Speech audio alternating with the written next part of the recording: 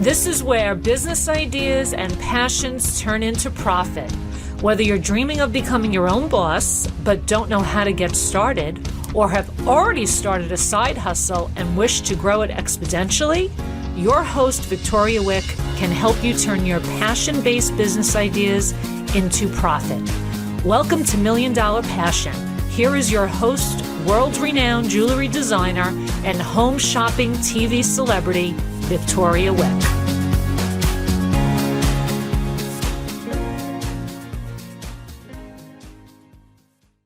Welcome to another episode of the Million Dollar Passion Podcast. I'm really excited to discuss some just very needed topics in this day and age, and someone who can speak from firsthand experience. Her name is Brigitta Hoeferle, and she immigrated here from Germany with a lot of skills, had to start her life over here again.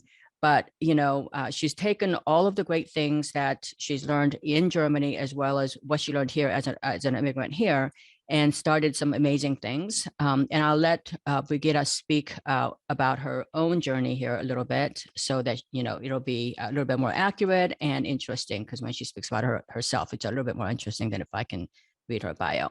Welcome to the show. Thank you, Victoria. Thanks for having me. This is exciting. Yeah. So tell my audience a little bit about your background and what fuels you, and, what it was like to kind of come here and start your life over. And what age was that when you came? Well, you don't have to actually state the age and what year, but, just want to know if it's a teenage years or later on. Oh, well, I'll give you the whole rundown in a few seconds. I was born and raised in Germany, in a very small village in Germany with 600 people. Gorgeous. Southern part of Germany, vineyards all around, and we played in the vineyards, but it was very small-minded as well. So I couldn't wait to get out of there. And I went to school in Germany all the way through my university times. I have 2 degrees. Started my life in Germany, climbed the corporate ladder in Germany, met my husband in Munich. I'm not originally from Munich, but I worked there in a large publishing house. And when we met, I was in my late 20s, very late 20s, like 29, that late. And we decided to get married and have children. And me being a student that never liked being in school, although I hold 2 degrees, I actually hated school. I didn't like, being there, probably because I was bullied and I was overweight, and, that's a story for a whole nother time. But one of my degrees that I hold is in social pedagogy, and that is to, be a teacher. And I never did anything with it. But when it was time for us to have children, I did want our children to go to a Montessori school, which is a very individualized learning, and it allows the child to be who they truly are and not try to, push children in one classroom and they're all, in the same box, if you will. And through my education times, through my university times, when I learned about the methodology of Maria Montessori, which has been around for 130 years now, I thought, man, what an incredible methodology. And how come I never went to a Montessori school? So it was clear for me that I wanted our children that were not even born yet, that weren't even conceived yet, to go to a Montessori school. And I created a Montessori school out of necessity, because when it was time to give birth to our first child in Munich, the wait list for Montessori schools were 3 years. I didn't have that time because I really loved what I did, and I traveled a lot throughout the Europe into the United States, back and forth with my publishing for the publishing house, with the organization that I worked with. And I couldn't do that being a stay-at-home mom, waiting 3 years to have a space in a Montessori school for my child, for our daughter, Amelie. So I said, well, wait a minute. I have the knowledge. I have the degrees. I have the knowledge in marketing. Why don't I start our own school? And I did that. And I was 30 two at the time when we moved to the United States to grow the business, because I came to a place where I needed a much bigger facility in Munich. And if you know anything about Munich or German real estate, it's A, very hard to get, and B, very unaffordable. And in order for me to really grow into the big vision that I had, we said, my husband and I said, how about we move to the States? And we made that decision and we did that. You know, now that I'm talking about it, it sounds very simple. It wasn't all that simple, moving an entire business and household with a small 18-month-old child. But we did it. We started with our own child in the school and grew rather quickly into 125 students that we have now.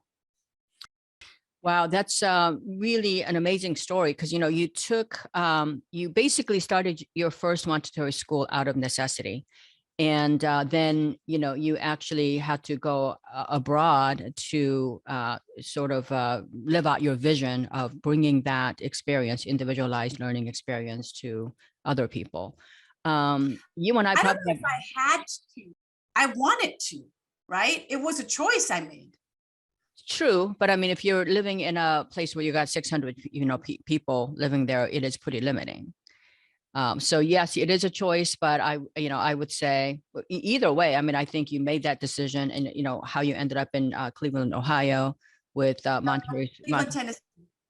Tennessee. Okay, it's really interesting because I come from a whole family of school teachers. And I myself was not a great student. I, like you, I have, degrees from very prestigious universities. And I did actually got pretty good grades. I didn't enjoy it. I didn't like it, and I don't use it. I don't use the grade. I've got an MBA, 2 MBAs and all that stuff. I've never really used it because I'm an artist. I actually make a living, pretty good living, practicing my art. So obviously, the conventional thought of, becoming a doctor or a lawyer or an MBA or whatever to gain your freedom didn't apply to me. I actually I sometimes think to myself, like, much more successful I would have been if I was allowed to just become an artist since I was a kid, because I never actually went to art school, any design school. And I actually, created an amazing business for myself. So I think that I agree with you that people, especially children, should be nurtured for their individuality, and work with them, because they develop at different ages, different things. They have different dreams. Not everybody fits in that same set of boxes that they put us in. So let's go back to what it takes to actually start a school. And then also not only start it, but to sustain it and then grow it and scale it. Yeah. Because all those things kind of came in handy here. And by the way, I do think that in America, I wish there were more Montessori schools, more school choices, because, when I sent my kids to school, we didn't have, like you said, like there was all these wait lists, and, we didn't have those choices. So my kids actually literally went to part private, part public, and part homeschool. So, like I have one child who excelled in literature, but just absolutely hated math. And so that person, that child needed specialized education just to get to national average. She did not need any, she really excelled in literature. She could have taught her, teach her a few things.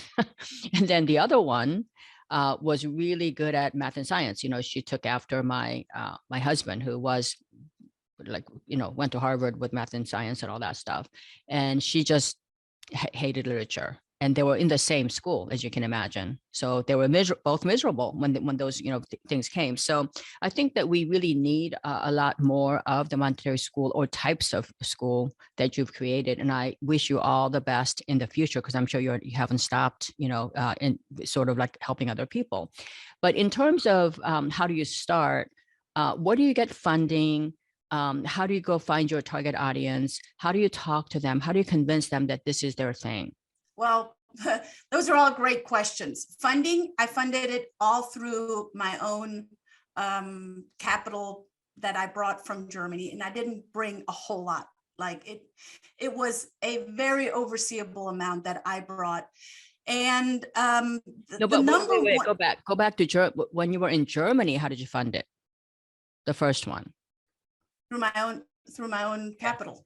Okay, perfect. I didn't have any investors. Everything that I have done up until now, and I'm 50 now, everything I have done through my own efforts and never looked for investors. I did have some investors that really wanted to be part of it. And I said, when I need you, I will let you know.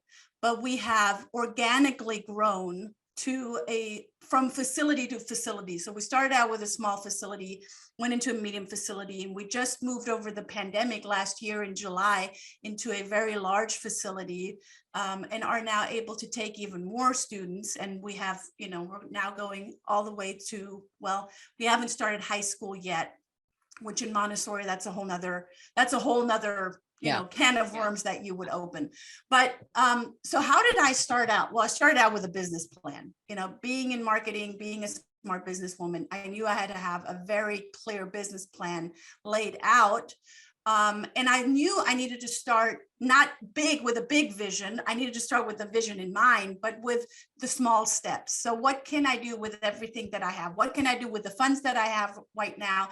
What can I do with the knowledge that I have now? Because I knew continuously pouring into myself as the owner of the school will help me with the growth as well. So in order for the business to grow, I got to grow as well. And it's going to have to start with me. So business plan, starting with a handful of students. We started with 7 students in Germany.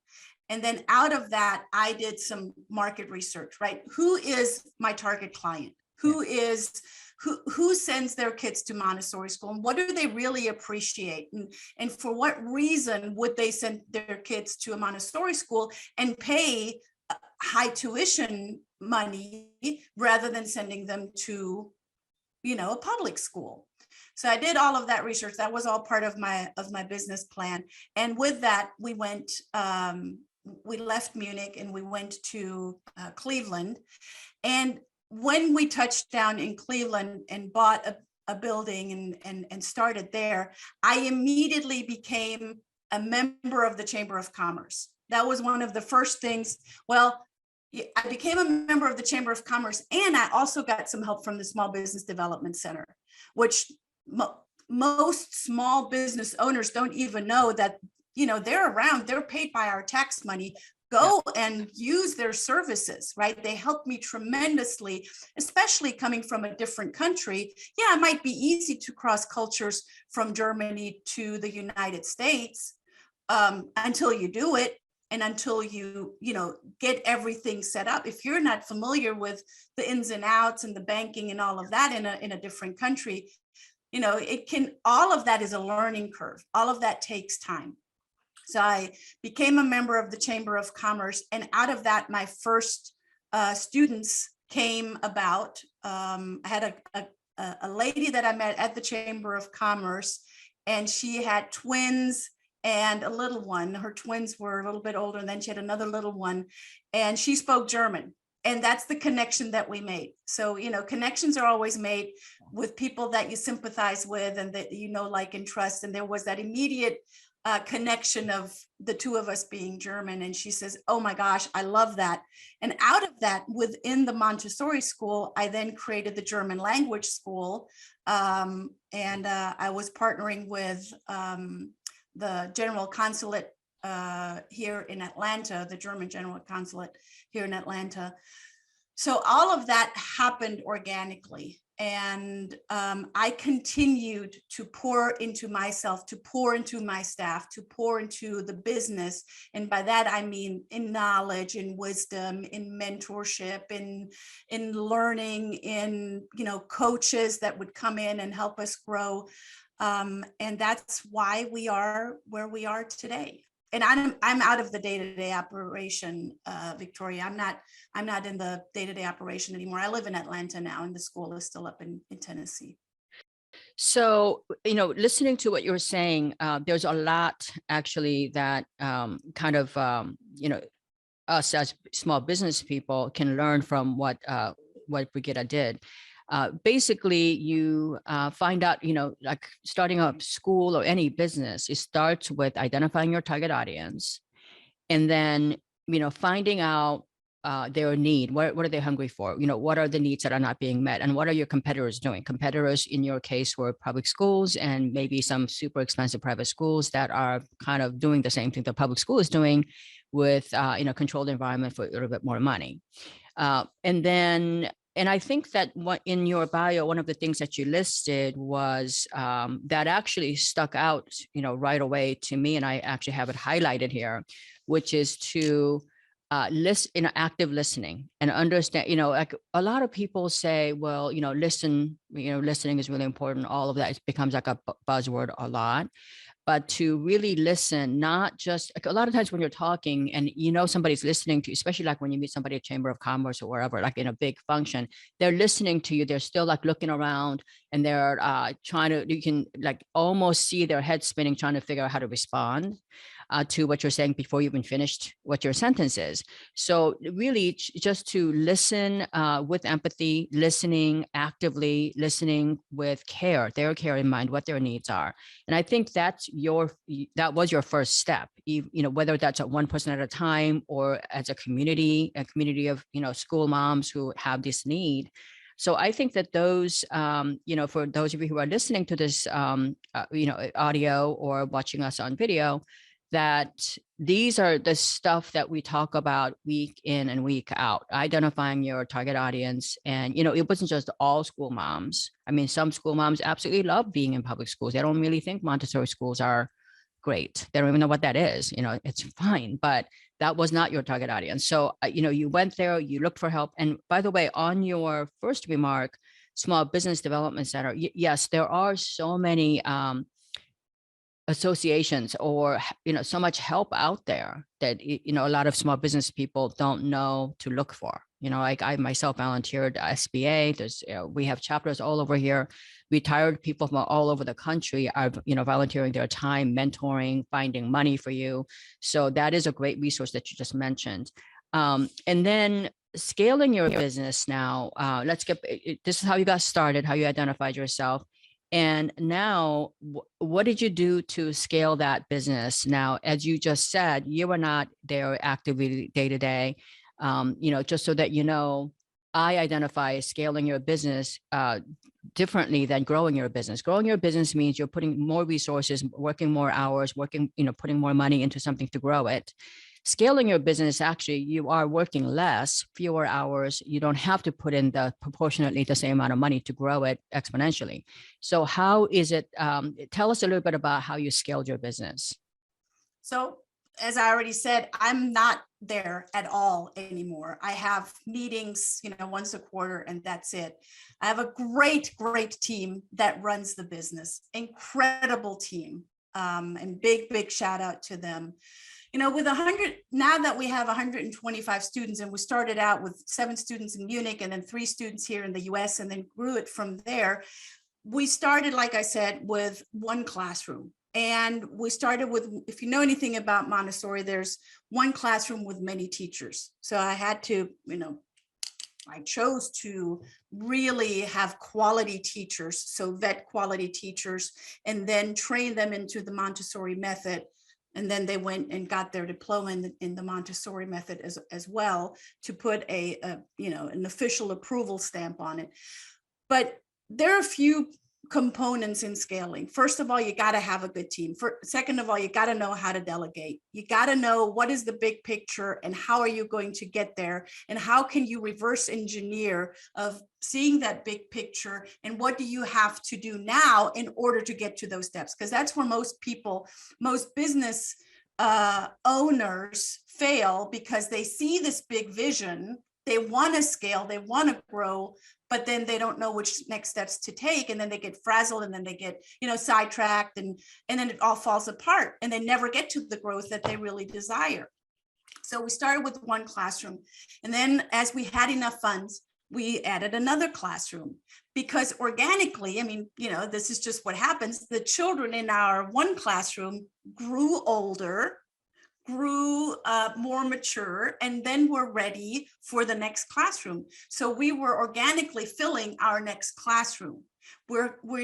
And I often ask my clients that as they're scaling their business, what do you already have that you can use to not recreate the wheel, but that you can actually use and utilize that and use it in your growth, that you don't have to, go out and buy another this or do another that. No, use that very strategically for something else. So the something else was another classroom with the students that we already had. So we constantly were working on getting, new students in, and it was word by mouth. I hardly ever did any marketing other than being very involved in the Chamber of Commerce, to a point where they asked me to serve on their board, which I did.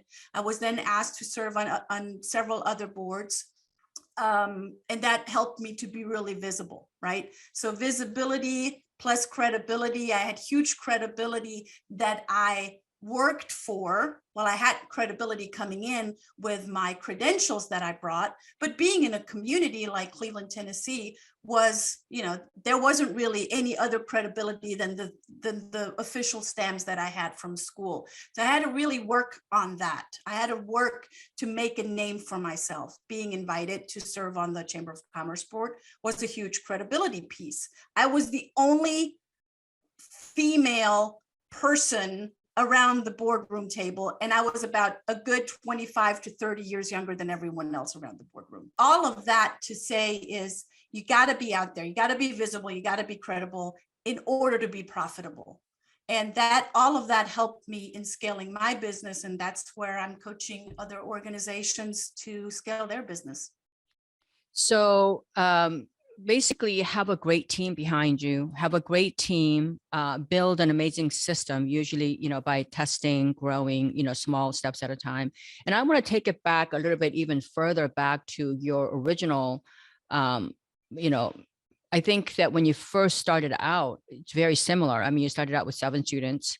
So that was a really great, flexible testing ground, because you were meeting truly each individual person's need. You can know names of every single person, probably their parents and grandparents. So, and then you basically built and accelerated the growth a little bit, when you came to America. So I love that business model. And going back to a little bit about visibility, people have to like you. You have to be credible. They have to trust you and respect you before you can even get visibility.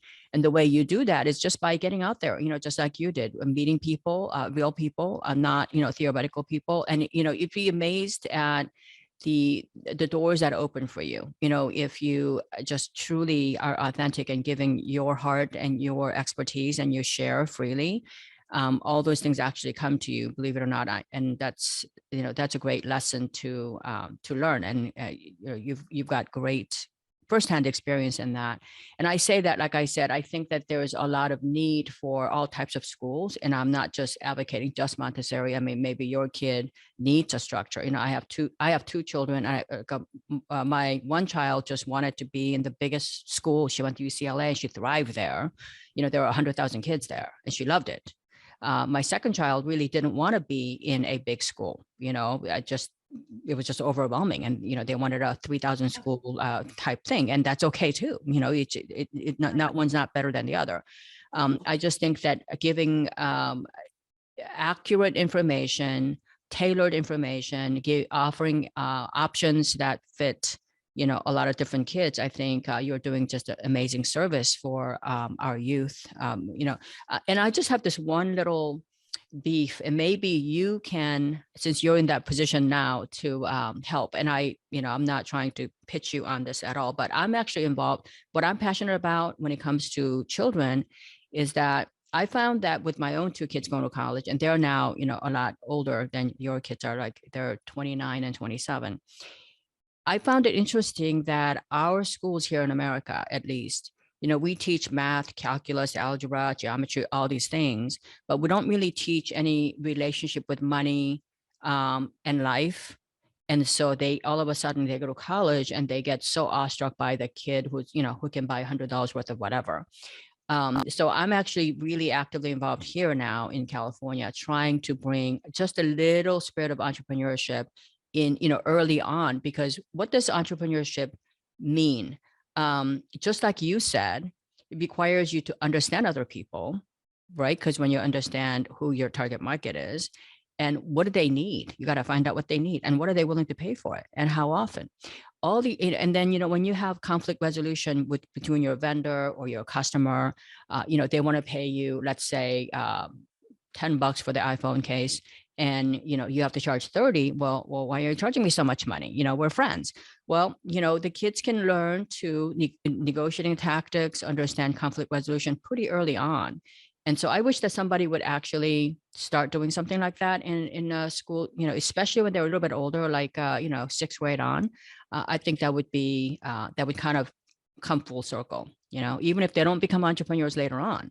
I agree with you. And actually, our daughters go to an entrepreneurial high school here in Atlanta, and they do exactly that. So they have to build website for their business. They have to create a business, finding something that they're passionate about. If they might, continue it after high school or not, it doesn't matter, but it teaches them how to build a business plan, how to create a budget, how to stick with the budget. Right. What does stuff cost? Yeah, exactly. Right. Kids don't know that.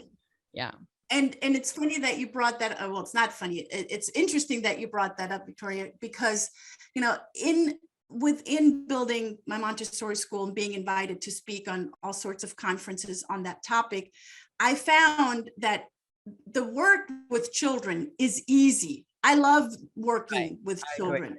It's the parents. Yeah, it's the adults around them. And that's why I created another educational facility for adults, because we can, pour into our kids over and over again. But if there are certain adults around them, thought leaders, parents, aunt, uncles, family members, religious leaders, teachers, you name them, and they're not in the right mindset, then that has an impact on our kids. So the work is really not being done on our kids. The work needs to be done on the parents, on the thought leaders, on the teachers. And I heavily poured into and continue to pour into our staff, into our parents. That's where I started coaching parents, because I had parents come to school and they would have a meeting with me and they would say, okay, so something that I'm not getting here. You seem to have a completely different child at school than I have at home. What is up, right? Yeah. And we said, well, there are boundaries. There's a very clear structure. And within that structure, there's also freedom.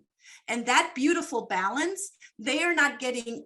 I'm not saying all of the kids, but a lot of kids are just not getting that at home. There's no enforcement of boundaries. There's no, positive enforcement of empowerment of a child. And I took it on for parents to learn that, because that's where it starts. And when then parents see, well, actually, I want to share with my child, what it takes to open a bank account, what it takes to, budget or make sure that we have enough money for groceries this month. It's all about being active in the family too. Yeah. So as we close, because we're going to be losing you in a couple of minutes, so how do people get a hold of you? And do you have any last minute advice to young entrepreneur moms, actually, in a couple of minutes so I can close? So the advice that I have is don't give up, keep going. You're doing this for a reason. So be mindful of what the big picture is and keep going. There are no unresourceful people. There are only unresourceful state of mind. So you might at times find yourself that you're not resourceful, which is not true. You're just at in an unresourceful frame of mind. So find someone that can be a resource. And I'd love to be that resource. Brigitta@Hoeferle.com, which is my first name at my last name.com. I'm pretty sure Victoria's going to put it in the show notes. Brigitta@Hoeferle.com. If you Google my name, I'm the only one that comes up with that name. Brigitta, it's Brigitta. So that's the first name, and I'm going to also put all these, like relevant information in the show notes. But Brigitta Hoeferle, HOEFELE.com. And I just wanted to, thank everyone for listening, because this was a very meaningful, because many of you, not only are you business people, but many of you are young moms. You've got kids anywhere from 2 years old to 18 years old. And you're not alone, you have choices. And, you may not know you have all these choices because, and I run into people who don't think they have choices, but you do have a lot of choices. To give your children the education that you envisioned. Anyway, thank you so much for coming on this show, and I wish you all the best in your future endeavors, Brigitta. Thank you, Victoria, for having me. Yeah, and for those of you, I always sign off by saying, please stay healthy and happy, and remember, happiness is a choice. And I hope you make great choices this coming week. Thank you. You've been listening to $1 Million Passion, where we turn dreams into reality and passion into profit. According to ancient Chinese proverb, a journey of 1,000 miles begins with a single step. Congratulations on taking that first step today. For more information on how Victoria can help you turn your business idea into $1 million, and to download Victoria's free ebook on passion-based business ideas, visit $1,000,000passion.com. Don't forget to subscribe, rate, and review the show on your favorite podcast player.